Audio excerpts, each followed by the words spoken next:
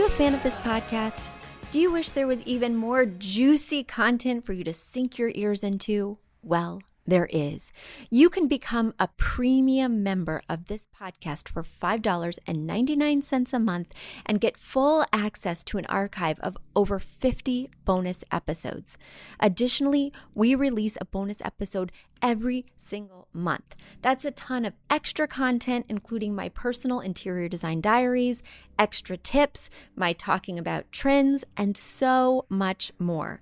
Additionally, you'll be keeping us on the airwaves each and every week because your premium membership money goes directly back to making this podcast amazing.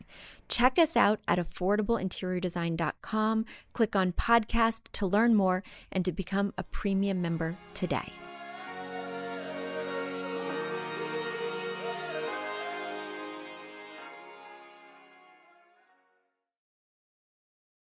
Hi, everyone. I hope you and yours are feeling healthy and well during this coronavirus pandemic.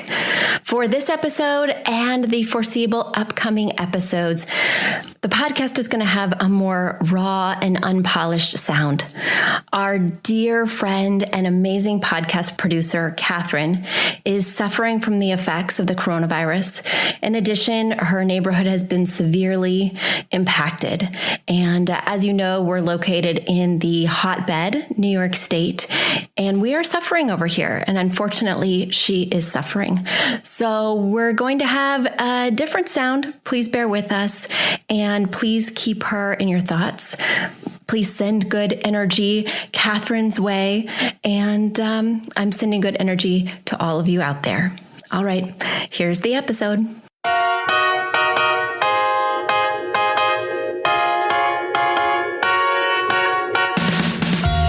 Need a high-end designer or a lot of money to get a luxe look. Be your own interior designer. This is Affordable Interior Design, the podcast. Here's your host, Betsy Helmuth.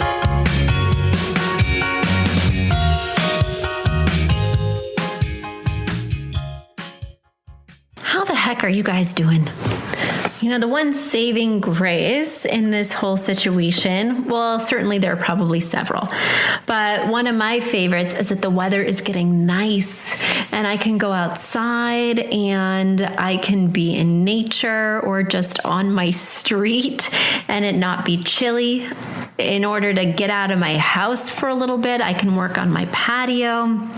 I'm just so grateful that if the coronavirus had to hit, it is doing so at a time when there's nice weather and not back in October or November when we're forced to stay inside, when we're forced to stay together like sardines, and when we can't really fully enjoy getting some fresh air, taking a jog, taking a brisk walk in my case, or just communing with nature a little bit and getting a different perspective. I hope that you guys are getting a chance to do just that. It has been a really interesting time. I was reflecting the other day and I realized that I haven't not worked. I haven't not had the pressure to work since I was 15. At 15, I didn't have to fully support myself. So that was more of just a job that I did for my spending money. But when I turned 18, when I was in college, I needed a job to survive. That is how I ate. That is how I paid for my expenses. Luckily, my mom paid for my college, but I had to pay for everything else. And I started feeling the pressure then, and I've had a job ever since. And I've put my foot on the gas and tried to make it in New York City with, a business that I built myself. I've been using this business to raise a family. I've just always felt the pressure of needing to both work hard and make money. And this is really the first time in decades that I am taking my foot off the gas because nobody's calling and nobody's hiring affordable interior design at this time. It's practically come to a standstill. We are doing some virtual packages, but it's really quite slow. But also, I'm not in the rat race with everyone else. So many of us, if we're not an essential worker, if we're not working from home, so many of us are somewhat furloughed and are just kind of sitting around twiddling our thumbs, wondering what's next. And I often ask myself, if I wasn't working, what would I be doing? If I wasn't working, I bet I would have time to work on that project. If I didn't have a job where I was laboring so hard, I bet I'd have time to make those perfect scrapbooks. I bet I'd have time to devote to, finishing my wedding album from 10 years ago. Those kinds of projects that have been weighing on my mind, but are really never going to happen, now can happen. Those things that I used to love to do as a youngster, whether it be jogging or whether it be painting, are things that I can take up once again. I have lots of time and I'm actually running out of Netflix shows. So I really need recommendations, guys. Feel free to send those to info@affordableinteriordesign.com. But it was very liberating to feel like collectively, so many of us are able to take our foot off the gas. Whether we wanted to or not, we're forced in this position of rest and calm while other people are struggling to survive and stay alive. The one thing we're asked to do is to lay low. And it's been interesting to see how I handle that. I'm really embracing it, and I'm loving mentally being able to flip that switch and not worry about productivity and finances every single day. That being said, there will come a time when the pressure will be back on, when the savings is depleted. And what does that look like? So it's hard to have that duality, not being able to work and wondering, should I be working? But also not having to work and wondering, what does my life look like without work? These are interesting thoughts that float through my brain day in, day out. What thoughts are floating through your brain? I hope you guys are doing okay. I hope you guys are staying well. In this worldwide epidemic, while we're all fighting a common enemy, we're all sort of going through something collectively, and that feels really unique and special and weird. All right, let me get to your questions. Guys, the mailbag has proven to be an amazing distraction for me. So if you have questions, if you're struggling in this time, please write to me at info@affordableinteriordesign.com. Now more than ever, having a beautiful place to live, having a home office that's functional, having a space that feels safe is so vital. And if I can be any part of helping you to create that in your own life, please let me do my part. Send your email in. All right, my first question today is from Marissa. She writes, "Hello, Betsy. I cannot tell you what an inspiration you've been over the years as I've decorated my apartment and now I'm starting on my home. Thank you so much for your podcast. I had a question that I don't really hear you answer very much. My question is about outdoor furniture. The new home we bought has a very formal garden area right in our front yard. I've attached a photo. I'll also try and describe. You see, there's this diagonal set of concrete pavers that approach the covered front door from the driveway. In front of and around the door are boxwood hedges about waist high that also surround a large square patio in front of the door. The center of the patio holds a large concrete fountain. The front of the house is brick red and has all these white shutters and windowed white trim. My question is, what color should I use for this patio furniture? Should it be white to match the shutters, black to offset all this white, concrete, or something more like a natural wood tone? Should I make sure that the patio furniture is lower than the hedge?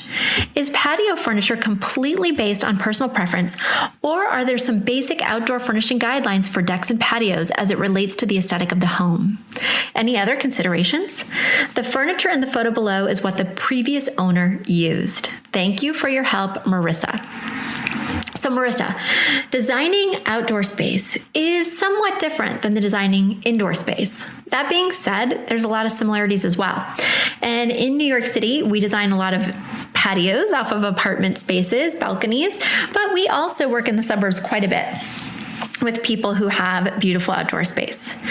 speaking of beautiful, oh my gosh, your home is a stunner. It's got these columns. It's so symmetrical. It's really got a lot of wow. With outdoor furniture, it's really very important that you align the style of the furniture with the style of the architecture. Excuse me.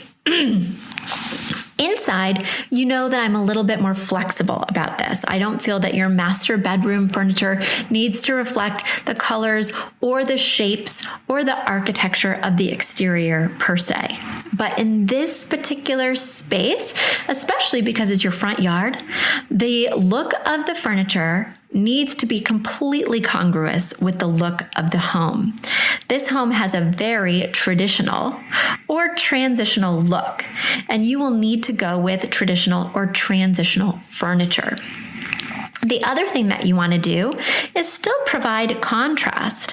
I actually love the black furniture that the previous owner has used. I feel that it really provides that sharp, crisp outline, and there's really not much other black on the architecture of your home that I can see from these pictures. So it provides that visual power as well.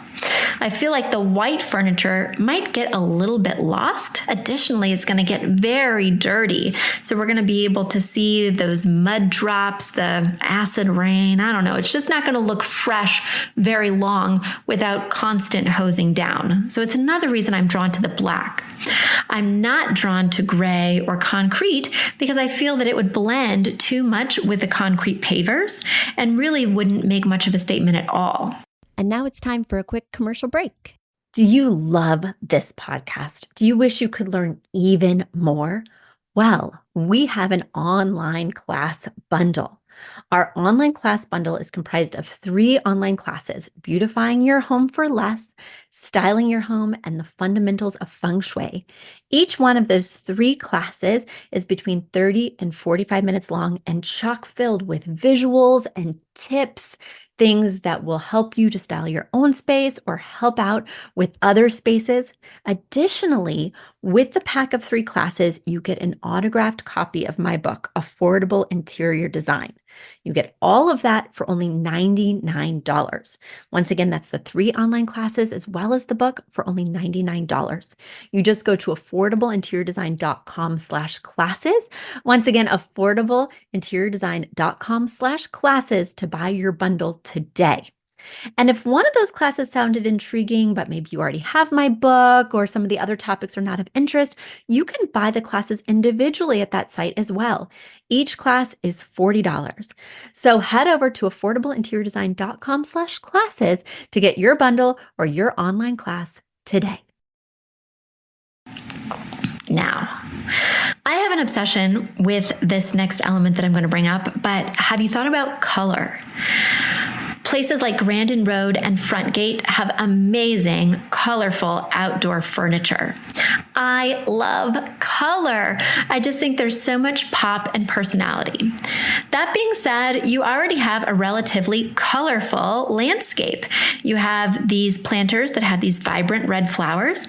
You have red brick on the house. And then, of course, all the hedges provide a really heavy dose of green. So maybe color isn't the way I would go here. Maybe I would do the black furniture. I might, rather than doing wicker, incorporate some wrought iron or something that felt a little bit sturdier in the front and go for this more casual wicker or maybe even wood tone in the back.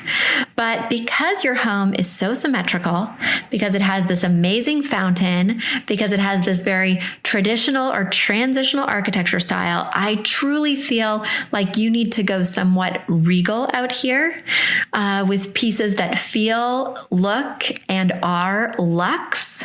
And I think black wrought iron would be an amazing element to bring in.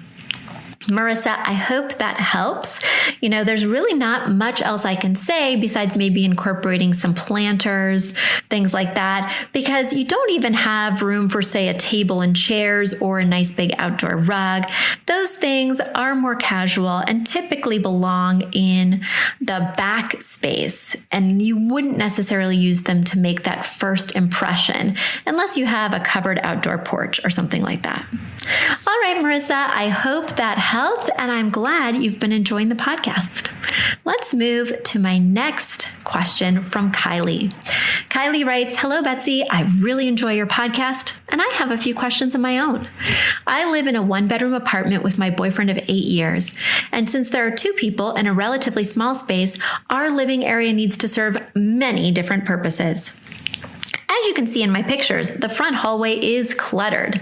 Do you have any advice on how to retain the functional aspects of coat and shoe storage while making it look more tidy?" All right, so let me answer that question before I move on to the other questions. So yes, you do have a small space. And on a previous question that I answered earlier this month, they also had a very small, or another way to phrase that is cozy space. And what you want to do when you do have such a cozy space is you want to make sure that you're not overburdening it. Looking at these pictures, I do feel like perhaps you're overburdening this space. There's a lot of functions. There's a lot of mid-size furniture that's doing some functions, but not all the functions. Then you have to get another piece of mid-size furniture that again performs some of the functions, but not all the functions. And it's looking cluttered due to that. I think that you need to reduce what's in here a little bit. That means getting rid of some things.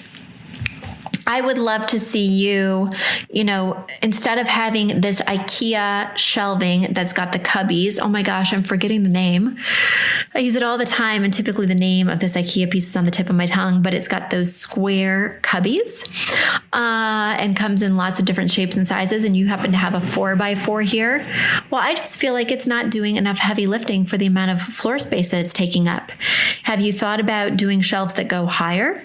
Have you thought about maybe doing a bigger shelving area so that you can maybe reduce some of the items that are on the double desk across from this area?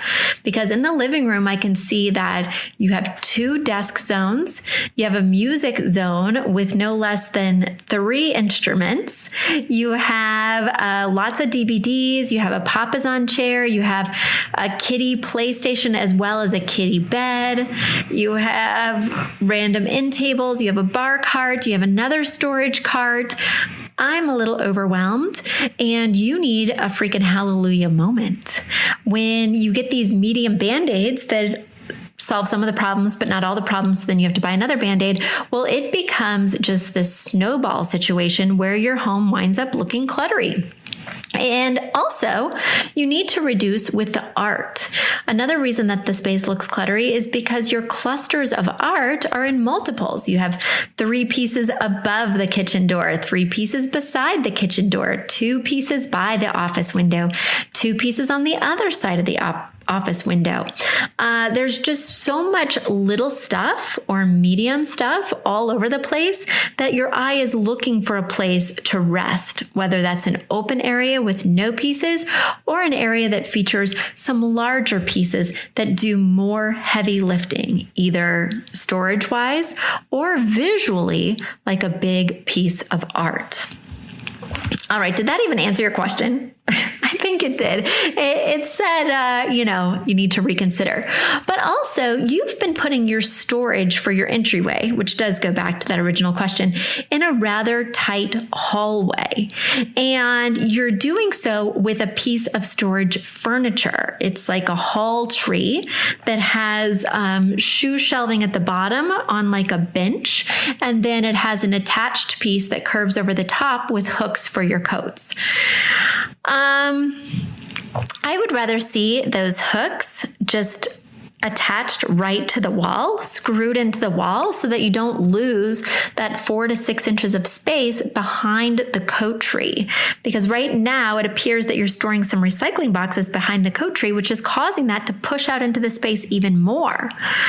Also, I think everybody needs a mixture of open and closed storage because I don't want to see all your stuff.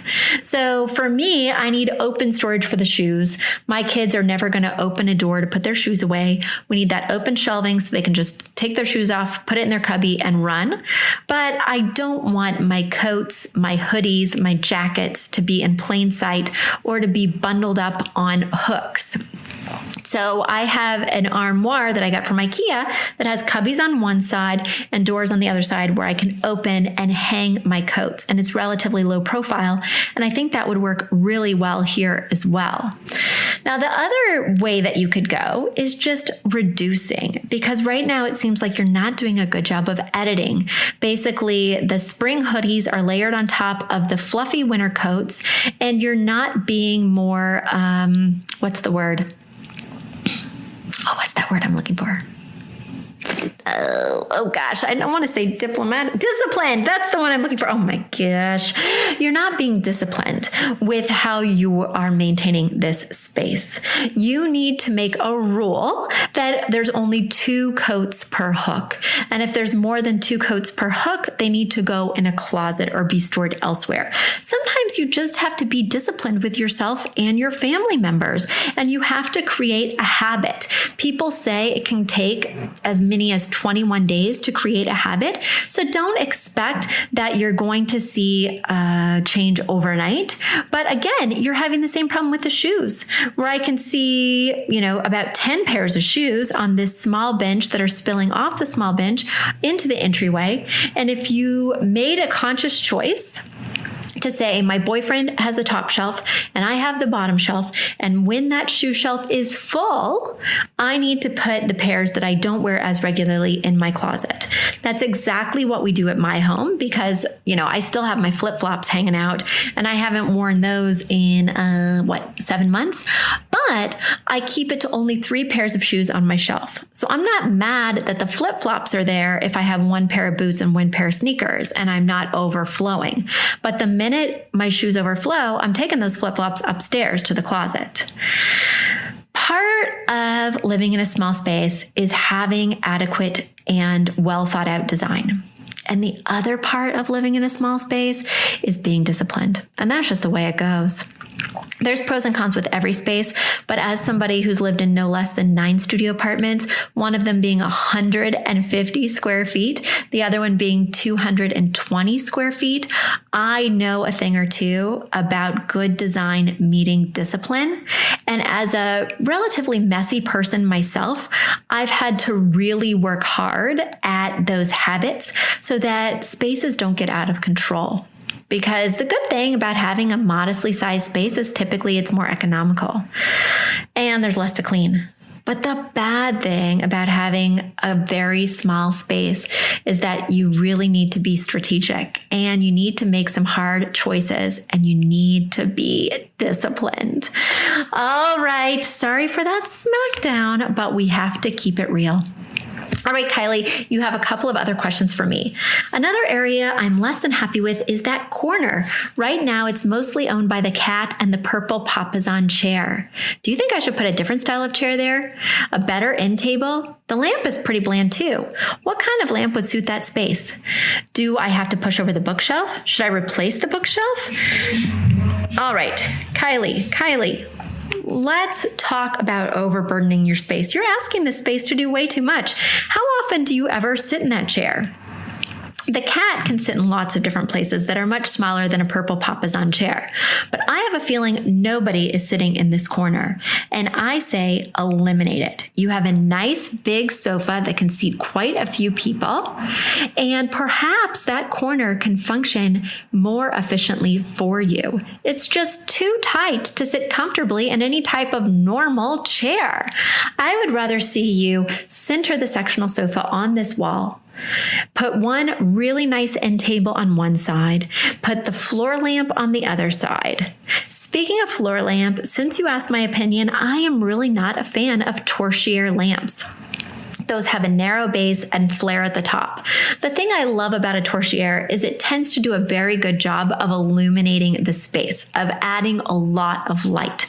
The thing I don't like about a torchlier is they look bad. Very few of them look sophisticated. They usually look cheap and not designerly. And this one fits the bill in terms of looking cheap and not designerly. So I'd rather that you have fewer pieces that you really love that make a beautiful artistic statement than having all these little pieces that, first of all, aren't functional and second of all, aren't attractive. Oh my gosh, I'm really I'm really feeling it today, Kylie. All right, your last question. I suppose this last question is more general. Would you arrange this space differently? I think that the current layout maximizes the usable space, but I am open to suggestions. Are there any storage solutions you would suggest? We have storage in the couch and the coffee table. Well, I actually think you don't have too many layout options, what with all the functions you've asked this space to do. With the music zone, the storage, the 2 desks, the sectional, the TV viewing, this space feels pretty maxed out to me. And then we're adding the cats and all the cat paraphernalia. I think that you need those strategic larger pieces that serve more function. You need to be thinking, hallelujah moment. How can I get a big piece that does a lot of heavy lifting so that maybe I can put this printer in a cabinet on the opposite side of the room? Maybe it's 3 bookcases like the Leotorp system that you can click together that then have cabinets on the bottom where you could store some less attractive items and still have some display. I do think that this room needs major reconsideration just because it feels cluttery. But I think by reducing and getting pieces that do a little bit more for you, you can easily transform this space. That's another benefit of having a small space, is just a few key changes can make a world of difference. I also think that you need closed storage because I do see that the coffee table can hold things, but I also see that I can see all the stuff you have shoved in there because of these open cubbies. So either add some baskets so that I'm seeing the side of the basket and not the side of all the paraphernalia, or get a different coffee table that's maybe more of a trunk style so that the pieces are inside and cannot be seen externally at all. The other slight worry I have, oh my gosh, I'm on a tirade, Kylie, is that it appears that your coffee table is higher than the seat of the sofa. Ideally, you want the seat of the sofa from the floor to the cushion where you put your booty to be the same height as the coffee table from the floor to the top of that coffee table. Certainly the coffee table could be a couple inches lower than the seat of the sofa, but I never like it to be higher because then it's very uncomfortable to say put your feet on or to do anything else on, and plus it looks visually strange. So that's my vote. I think we need a couple new pieces that will make a really big difference, not only in the visual wow of this space, but also in the functional capability of this space. Guys, I hope you're taking some time to reconsider your space now that you're spending so much time in it. Are there a few key changes that you could make that would make a world of difference? Are you having some Kylie moments around your space? I know I'm constantly rethinking my space just because first of all, it's what I do professionally. And second of all, I'm in it all day long now. So I just bought myself some new pillows that's helping me to feel good. And I bought myself some bins so I can reorganize now that we're multifunctional, now that we're homeschooling, working from home, doing so much more than we did before in our space. Guys, keep those questions coming.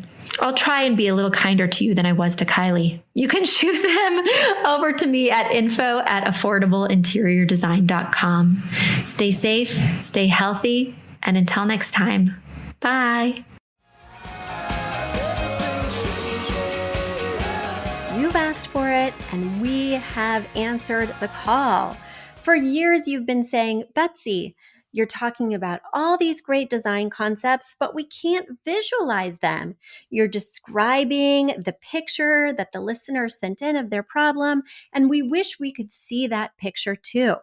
After all, a picture is worth 1,000 words, and I do my best to describe them, but there's nothing like seeing it for yourself. And that's why Affordable Interior Design, the podcast, now has a YouTube channel. Not only do we have a YouTube channel where you could see recordings and clips of these podcast episodes, we also have an Instagram, a Facebook, and so many other exciting things. You should check it out. Head over to affordableinteriordesign.com/links. Once again, affordableinteriordesign.com/LINKS. links. And when you go there, you will see links to our YouTube page, our Instagram page, our Facebook page, and more. Please check it out. Follow and subscribe so you can see everything I'm talking about.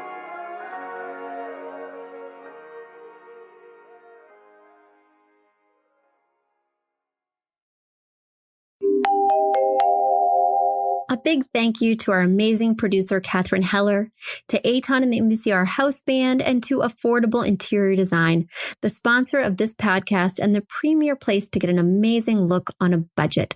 Check out affordableinteriordesign.com. If you guys love the show, the very best way to support us is by spreading the word. Tell your friends or write us an awesome review on iTunes. So until next week, guys, thanks so much for joining us, and I'll talk to you soon.